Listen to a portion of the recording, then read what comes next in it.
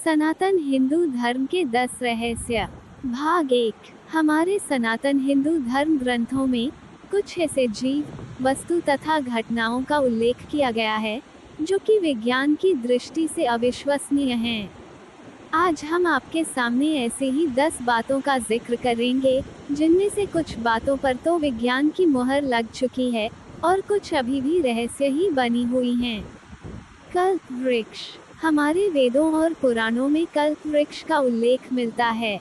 कल्प वृक्ष का अर्थ होता है जो वृक्ष एक कल्प तक जीवित रहे। कहा जाता है ये वृक्ष समुद्र मंथन से निकला था। ये वृक्ष इंद्र को दिया गया था। इंद्र ने इसकी स्थापना सुरकानन में कर दी थी। कहा जाता है इस वृक्ष में अपार सकारात्मक ऊर्जा होती है। इसी ऊर्जा के कारण इस वृक्ष के नीचे बैठकर व्यक्ति जो भी इच्छा करता है वो पूर्ण हो जाती है। हालांकि कुछ लोग कहते हैं कि सतयुग में पारिजात के वृक्ष को ही कल्प वृक्ष के नाम से संबोधित किया जाता था। लेकिन अब सवाल यह उठता है कि क्या सचमुच ऐसा कोई चमत्कारी वृक्ष था?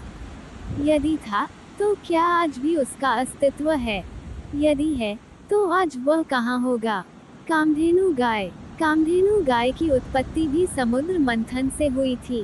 कहा जाता है ये गाय अति सुंदर तथा श्वेत रंग की थी। यह एक चमत्कारी गाय थी जो अन्न, जल, वस्त्र, सोना, चांदी, हीरे और कीमती गहने प्रदान करने के अलावा हर प्रकार की मनोकामना पूर्ण करती थी। इस गाय को प्राप्त करने के लिए देव और दानव आपस में लड़ने लगे, लेकिन समुद्र मंथन से कामधेनु के प्रकट होते ही देवताओं ने उन्हें प्रणाम किया था। देवताओं से मिले उचित सम्मान के कारण इस गाय को स्वर्ग में स्थान दिया गया। अब फिर से यह सवाल उठता है कि क्या वाकई इस प्रकार की गाय थी? उड़ने वाले सांप। हिंदू धर्म में सांप को भी ऊंचा स्थान प्राप्त है। हिंदू धर्म ग्रंथों में सांप के अनेक प्रकार की प्रजातियों का उल्लेख किया गया है। ग्रंथों में मणिधारी, इच्छाधारी, उड़ने वाले, एक फनी से लेकर 10 फनी तक के सांपों का जिक्र किया गया है, जिनमें नीलमणिधारी सांप को सबसे उत्तम माना जाता है। कहते हैं कि 100 वर्ष से ज्यादा उम्र होने के बाद सर्प में उड़ने की शक्ति आ जाती है। पहले वैज्ञानिक उड़ने वाले सांपों को काल्पनिक मानते थे, लेकिन जब दक्षिण एशिया के वर्षा वनों में उड़ने वाले सांप पाए गए तो वैज्ञानिक भी चकित रह गए। वैज्ञानिकों ने 2 और 5 फन वाले सांपों के होने की भी पुष्टि की है, लेकिन 10 फन वाले सांप जिन्हें शेषनाग कहा जाता था अभी तक नहीं देखे गए हैं। मणि। प्राचीन ग्रंथों में कई प्रकार की मणियों का उल्लेख किया गया है, जैसे नीलमणि, चंद्रकांत मणि, शेष मणि, कौस्तुभ मणि, पारस मणि, लाल मणि आदि।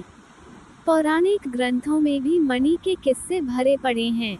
अश्वत्थामा के पास एक ऐसी मणि थी जिसके बल पर वह शक्तिशाली और अमर हो गया था। रावण ने कुबेर से चंद्रकांत नाम की मणि छीन ली थी। पारस मणि के स्पर्श मात्र से ही कोई भी लोहे की वस्तु सोने की बन जाती थी। कहते हैं कि यह मणि हिमालय के आसपास ही पाई जाती है। कौवों को इस मणि की पहचान होती है।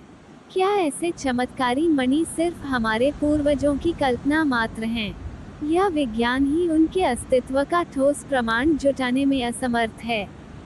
शंख। शंख की उत्पत्ति भी समुद्र मंथन के दौरान हुई थी। पौराणिक कथाओं के अनुसार शंख का उपयोग सभी प्रकार के कष्ट दूर करने के लिए, भूत प्रेत और राक्षस भगाने के लिए, धन प्राप्ति के लिए किया जाता था। हिंदू धर्म में शंख को महत्वपूर्ण माना जाता है। शंख कई प्रकार के होते हैं। इनके 3 प्रमुख प्रकार है: दक्षिणावृत्ति शंख, मध्यावृत्ति शंख तथा वामावृत्ति शंख। इन शंखों के कई उप प्रकार होते हैं। शंखों की शक्ति का वर्णन महाभारत और पुराणों में मिलता है। द्वापर युग में श्री कृष्ण के पास पांचजन्य, अर्जुन के पास देवदत्त, युधिष्ठिर के पास अनंत विजय, भीष्म के पास पौंड्रिक, नकुल के पास सुघोष, सहदेव के पास मणिपुष्पक शंख था। सभी के शंखों का महत्व और शक्ति अलग अलग थी। शंख के चमत्कारों और रहस्य के बारे में पुराणों में विस्तार से लिखा गया है। शेष लेख भाग 2 में। इसी तरह की अन्य जानकारियां पाने के लिए please like and share this information and subscribe to our channel story vendor. Thank you.